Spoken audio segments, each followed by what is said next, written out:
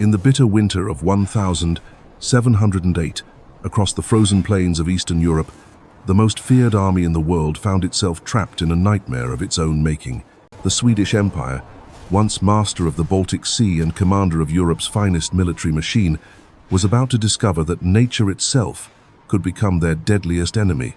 This is the story of how the Great Frost shattered an empire, how tactical brilliance crumbled before the merciless cold, and how one king's ambition led his nation into a catastrophe so complete that Sweden would never again claim dominance over European battlefields.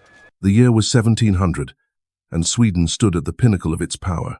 The Baltic Sea had become a Swedish lake, its waters lapping against territories that stretched from Finland to the German coast. Stockholm commanded an empire that included Estonia, Livonia, Ingria, and vast swaths of northern Germany.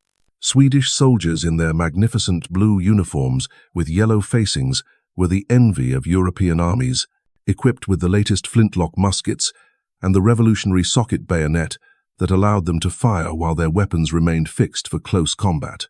Their discipline was legendary, their tactics innovative, and their reputation for victory seemed unbreakable. Yet this very success had planted the seeds of Sweden's destruction. Every conquered territory, every strategic port, every mile of Baltic coastline had created enemies who burned with resentment, angered for revenge. Russia hung, under the ambitious Tsar Peter the Great, found its access to the Baltic blocked by Swedish fortresses. Denmark seethed over the loss of Scania and other territories to Swedish expansion.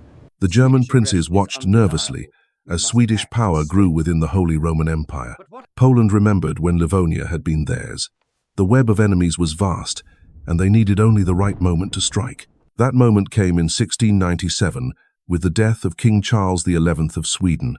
His heir, Charles XII, was merely 14 years old, a boy thrust onto the throne of Europe's most militarized state.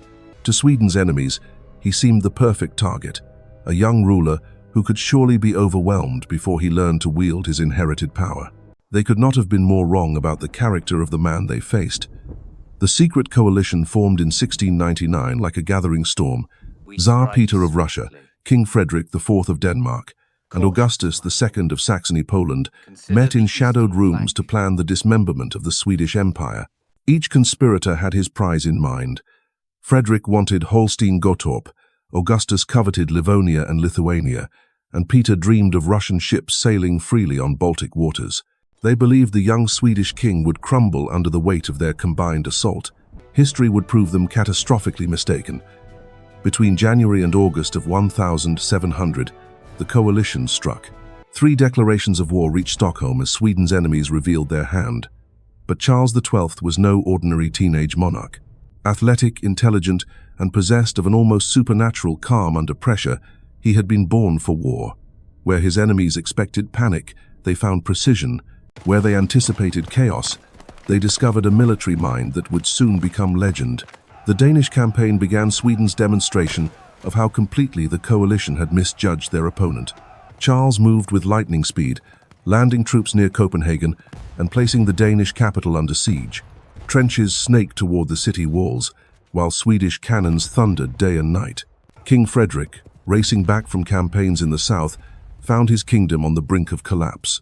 The Treaty of Travendal, signed in a complete August 1700, was Swedish triumph. Denmark was out of the war before the coalition had properly begun its offensive. With Denmark neutralized, Charles turned his attention eastward to where Peter the Great had begun besieging the fortress of Narva. The Russian Tsar commanded nearly 40,000 men, a massive force that dwarfed the Swedish relief army of barely 8,000 soldiers. By every measure of conventional military wisdom, the Russians should have crushed the approaching Swedes with overwhelming numbers. But Charles XII had already demonstrated that conventional wisdom meant nothing when faced with superior tactics, discipline, and timing. The Battle of Narva on November 30th, 1700, became the stuff of military legend. A driving snowstorm turned the battlefield into a white hell of swirling wind and blinding precipitation. Charles used the weather as his ally, launching his attack when visibility was at its worst. The Swedish charge came out of the storm like a blue and yellow avalanche, striking the Russian lines with such ferocity that panic spread faster than the snow. In just 30 minutes, The Swedish king had routed an army 4 times the size of his own, inflicting 8,000 casualties while losing only 700 men. Peter the Great himself barely escaped the catastrophe, leaving behind cannons, supplies, and the shattered remnants of what had been the largest army in the coalition. The victory at Narva sent shockwaves across Europe. The young Swedish king had not merely defeated his enemies, he had humiliated them so completely that their reputations lay in ruins alongside their armies. But Charles was far from finished. In 1701, he crossed into Courland, the strategic duchy that controlled vital trade routes between Poland and Russia. The crossing of the Düna became another masterpiece of Swedish military engineering and tactical innovation. The Allied commanders, Saxon General Otto Arnold von Pakull and Ferdinand Kettler of Courland, waited confidently behind their fortified positions along the river. They commanded 20,000 men in prepared defenses, facing a Swedish army of 14,000 across the water barrier. Kettler boasted that even 300,000 Swedes would not be enough to force a crossing against their positions. His confidence would prove as misplaced as that of every other commander who had underestimated the Swedish king. Charles ordered the construction of the first bridge across the Daugava River, an engineering marvel of anchored boats connected by ropes and timber. While his enemies watched from their earthworks, Swedish engineers worked through the night to create a pathway across the water. When dawn broke, the bridge was complete, and Charles led his men across in perfect formation.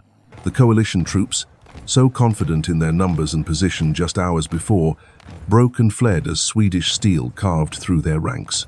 The city of Riga was saved, and all of Courland lay open to Swedish occupation. The occupation of Courland marked a crucial shift in Swedish strategy. The duchy became more than conquered territory.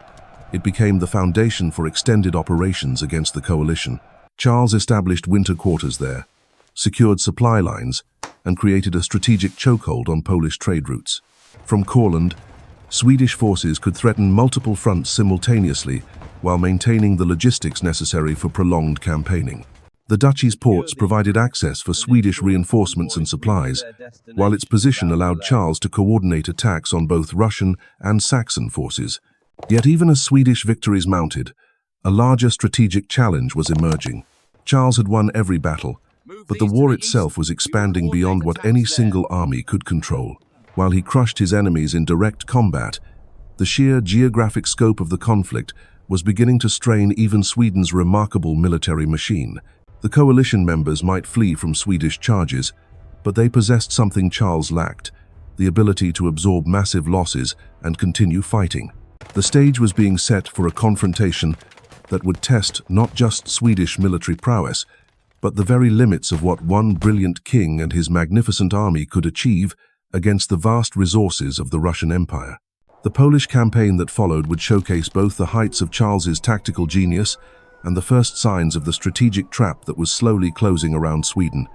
In 1702, the young king launched an audacious march across the entire Polish-Lithuanian Commonwealth, his army cutting through the vast territory like a blue and yellow sword. From north to south, Swedish forces occupied Wilno, Warsaw, and Krakow in a display of mobility that left their enemies gasping. The Polish cavalry, once the terror of European battlefields, met their match at Kliszów on June 19th, where Charles shattered their ranks in a single decisive engagement. But Augustus the Strong proved more slippery than his broken cavalry. While Charles celebrated victory on the battlefield, the Saxon king had already begun a roundabout retreat toward Pomerania, using the vast distances of Eastern Europe to avoid another direct confrontation. The Swedes found themselves masters of Polish cities, but chasing shadows across endless plains. Each victory brought new territory to control, new supply lines to protect, and fewer men available for the decisive blow that would end the war. Charles responded to this challenge with characteristic boldness. If Augustus would not stand and fight, then Charles would create political chaos that would force his hand. In 1704, Swedish gold and Swedish pressure produced the Confederation faction of Warsaw, a Polish that elevated Stanisław Leszczyński to the throne in place of Augustus. The Commonwealth split between two rival confederations, with the pro-Saxon Sandomierz faction relying heavily on Russian auxiliaries, while the pro-Swedish Warsaw Confederation looked to Stockholm for support. The political maneuvering worked brilliantly in the short term. Augustus found his position in Poland crumbling as noble families switched sides or remained neutral, waiting to see which king would ultimately triumph. But the strategy came with a hidden cost that would prove devastating. By creating a puppet ruler in Poland, Charles had committed Sweden to maintaining that ruler against all challengers. Swedish resources that should have been concentrated against Russia were instead scattered across Polish territories, defending Leszczyński's precarious throne. The war of attrition that followed played directly into Russian hands. While Charles maneuvered his army across Poland and Saxony, Peter the Great was rebuilding his military machine from the ground up. The humiliation at Narva had taught the Tsar valuable lessons about Swedish tactics and the weakness of Russian arms. He began systematic reforms that would transform his ramshackle forces into a modern army capable of standing against Swedish steel. Russian forces, no longer seeking direct confrontation with Charles's main army, began a campaign of devastation in Swedish territories. Livonia, the jewel of Sweden's Baltic Empire, suffered terribly as Russian columns burned estates, destroyed crops, and drove away livestock. The Swedish defenders, outnumbered and unable to concentrate their forces, fought a desperate series of delaying actions that cost them dearly. Each Russian raid weakened Sweden's economic foundation, while Peter's army grew stronger and more confident. Charles, recognizing that the Polish stalemate was bleeding his empire dry, made the fateful decision to march directly into Saxony itself. In 1706, his army crossed into Augustus's hereditary lands, bringing Swedish warfare to the very heart of German territory. The campaign was swift and merciless. Saxon forces, already demoralized by years of defeat, offered only token resistance as Swedish columns advanced toward Dresden. The Treaty of Travendal, signed in September 1706, appeared to vindicate Charles's aggressive strategy. Augustus formally renounced the Polish throne, recognizing Leszczyński as the legitimate king. He agreed to break his alliance with Russia and even handed over Johann Reinhold Patkul, the Livonian nobleman who had helped organize the original anti-Swedish coalition. Patkul's execution sent a clear message about the price of opposing Swedish power. Yet even in triumph, the seeds of disaster were taking root. The years spent campaigning in Poland and Saxony had cost Sweden irreplaceable time and resources. While Charles celebrated political victory, Peter the Great had used the respite to continue his military reforms. Russian forces had grown in number, improved in equipment, and gained invaluable experience in their devastating raids against Swedish territories. The balance of power was shifting, but Charles remained focused on the immediate tactical picture rather than the broader strategic transformation occurring across Eastern Europe. The young Swedish king faced a terrible choice. He could return to Stockholm with his political victories intact, leaving Peter free to rebuild and resume the war at a time of Russian choosing. Or he could press forward with a direct invasion of Russia, seeking the decisive battle that would finally crush his most dangerous enemy. For a warrior king who had never known defeat, who had humiliated every army that dared face him, the choice seemed obvious. The decision to invade Russia in 1708 would transform Charles from Europe's most successful military commander into a cautionary tale of overreach and hubris. 7 years of continuous warfare had proven that no satisfactory verdict could be achieved without striking at the heart of Russian power. Peter the Great had shown he could absorb massive losses, rebuild his armies, and continue fighting as long as Moscow remained secure. Charles began his preparations in the winter of 1707, assembling an army of nearly 44,000 men in Saxony. This force represented the flower of Swedish military power, veterans hardened by years of campaigning and equipped with the finest weapons European industry could produce. Their uniforms might be patched and weathered, but their discipline remained unshaken, their confidence absolute. They had followed their king across half of Europe, and they trusted him to lead them to one final, decisive victory. The march eastward began on August 22nd, 1707, as the Swedish army left its comfortable quarters in Saxony and headed into the unknown vastness of Russia. The soldiers sang as they marched, their voices carrying across the German countryside in the ancient songs of their homeland. They were heading toward the greatest test of their lives, though none could have imagined the frozen hell that awaited them in the endless expanses of the Russian winter. The invasion route stretched before them like a pathway into legend. Charles crossed the Vistula River on Christmas Day 1707, his army moving through hostile Masuria, where Polish eyes watched from darkened windows and Polish hearts prayed for Swedish defeat. The fortress city of Grodno, fell on January 26, 1708, abandoned by Russian forces who melted away before the Swedish advance like morning mist before the rising Sunday. Each captured town, each abandoned position, seemed to confirm that Peter the Great was repeating the same strategy that had failed so catastrophically at Narva. The Russians were retreating, and Charles was pursuing them toward what he believed would be their final destruction. But as the Swedish columns pressed deeper into Russian territory, they began to encounter something far more dangerous than enemy armies. The Russians had learned from their earlier defeats, and Peter's generals had devised a strategy that turned Russia's greatest weakness into its most potent weapon. The vastness that had once made the empire difficult to defend now became an instrument of war itself. Russian armies did not stand and fight where Charles could destroy them with superior tactics and discipline. Instead, they withdrew continuously into the endless expanse of their homeland, leaving behind them a landscape stripped of everything the Swedish army needed to survive. The scorched earth policy that emerged was devastating in its thoroughness. As Russian forces retreated, they drove away cattle, burned standing crops, and destroyed grain stores that had fed local populations for generations. Mills were torn down, bridges collapsed, and wells were poisoned or filled with stones. Villages that had stood for centuries became empty shells, their populations fleeing eastward with whatever possessions they could carry. The Swedish army found themselves marching through a land that seemed cursed, where every farm had been reduced to blackened timber and every field had been turned to ash. Charles pressed forward despite the growing supply crisis. His confidence remained unshaken, his determination absolute. He had faced desperate situations before and emerged victorious through speed, aggression, and tactical brilliance. The Russian strategy of retreat and devastation was surely a sign of weakness, a desperate attempt to avoid the decisive battle that would end the war in Sweden's favor. Each mile eastward brought him closer to Moscow, closer to forcing Peter to stand and fight, closer to the victory that would crown his military career with immortal glory. Meanwhile, Russian columns began a deadly game of harassment that wore away Swedish strength like water-eroding stone. They struck at supply convoys, ambushed foraging parties, and attacked isolated detachments before melting away into the forests and swamps. Swedish soldiers who had grown accustomed to crushing their enemies in open battle found themselves facing an enemy they could rarely see and never quite catch. The constant threat of attack meant that every march became a tactical movement, every rest stop required defensive preparations, and every decision had to account for invisible enemies who might strike from any direction. The psychological toll of this campaign began to show in the Swedish ranks. Veterans who had charged Russian earthworks at Narva now looked nervously at every tree line, wondering what might be lurking in the shadows.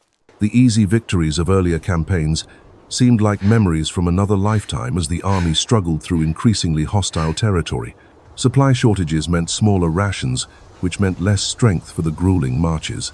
Horses began to die from exhaustion and lack of fodder, forcing soldiers to carry equipment that had previously been transported by animals. As autumn deepened into winter, Charles made the fateful decision that would seal his army's doom. The direct route to Moscow had become impossible as Russian forces concentrated to defend their capital.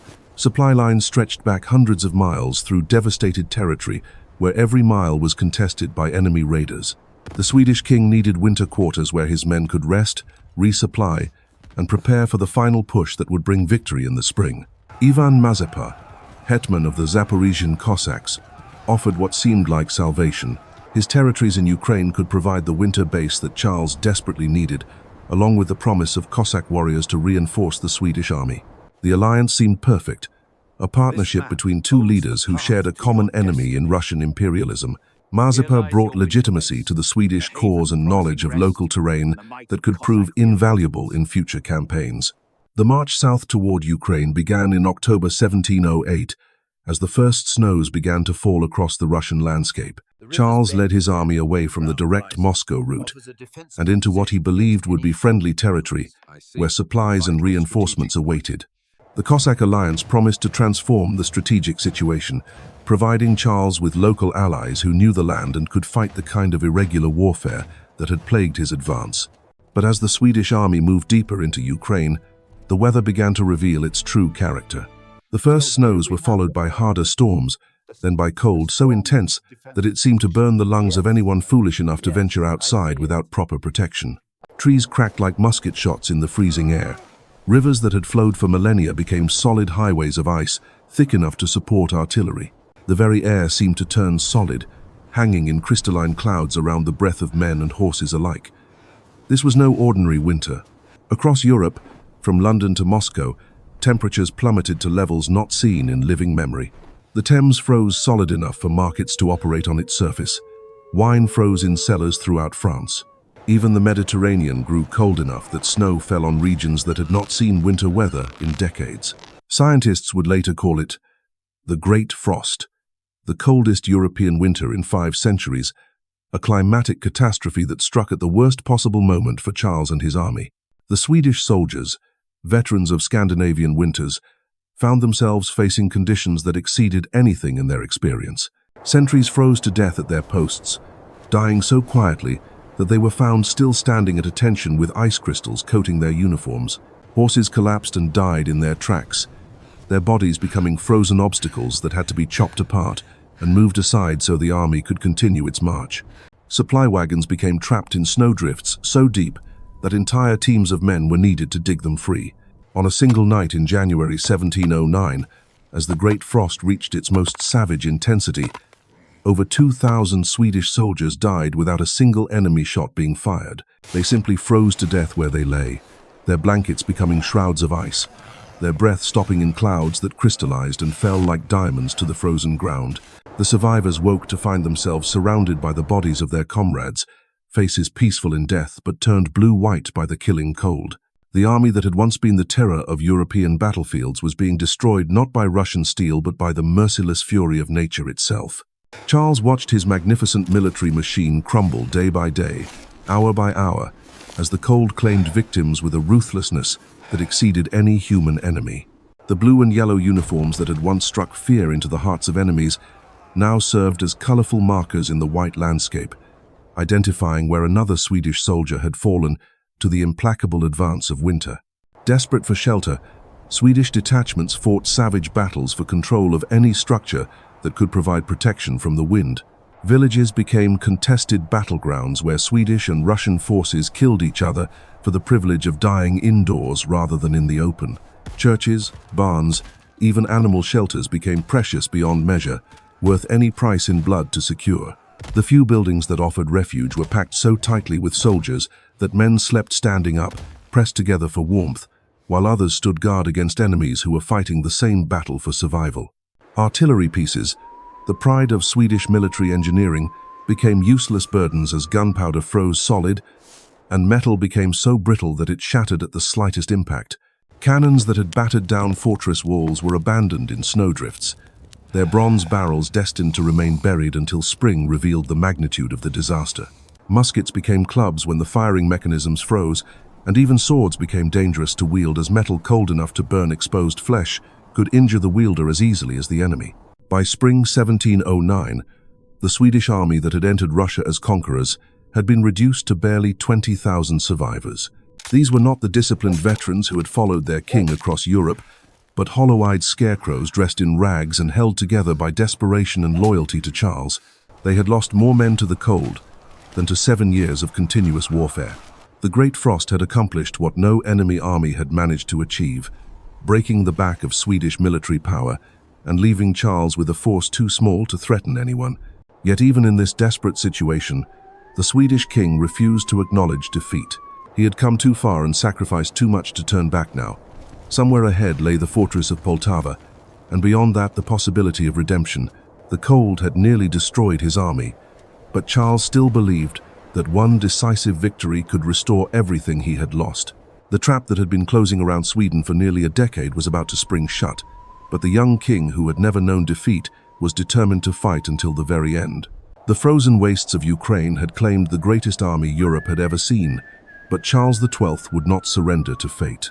His march toward Poltava became the final act of a tragedy written in ice and blood, where Swedish dreams of empire would meet their end on a battlefield that history would never forget. The Great Frost had shattered more than an army. It had broken the spine of Swedish power and transformed the balance of European politics forever. From the ashes of that catastrophe, Russia would rise as the new master of the North, while Sweden's blue and yellow banners would never again strike terror into the hearts of enemies. Sometimes the greatest victories belong not to the strongest armies, but to those patient enough to let winter fight their battles for them.